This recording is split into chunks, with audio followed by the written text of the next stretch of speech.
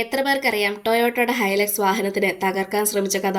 1948 ജനിച്ച ഹൈലക്സ് ഒരു സാധാരണ ട്രക്കായിരുന്നു. ആദ്യം ചെറുതായി തുടങ്ങിയ ഹൈലക്സ് വർഷങ്ങൾക്കകം ലോകത്തിലെ ഏറ്റവും ട്രസ്റ്റഡ് ആയിട്ടുള്ള വാഹനങ്ങളിൽ ഒന്നായി മാറി. 2003 BBC ടോപ്പ് ഗിയർ എന്ന പരിപാടിയിൽ ഹൈലക്സിനെ നശിപ്പിക്കാനുള്ള ശ്രമം ആരംഭിച്ചു. ആദ്യ ടെസ്റ്റിന്റെ ഭാഗമായി ഹൈലക്സിനെ കടലിലേക്ക് തള്ളിയപ്പോൾ എല്ലാവരും വിചാരിച്ചത് ഈ ട്രക്ക് ഇവിടെ അവസാനിച്ചു എന്നായിരുന്നു. പക്ഷെ അതിന്റെ വിപരീതമായിട്ടാണ് നടന്നത്. പിന്നീട് അടുത്ത ടെസ്റ്റിന്റെ ഭാഗമായിട്ട് ബിൽഡിംഗ് ഒക്കെ തകർത്ത് ഹൈലക്സിന്റെ മുകളിലേക്ക് വീഴ്ത്തി. ഹൈലക്സ് അതും അതിജീവിച്ചു.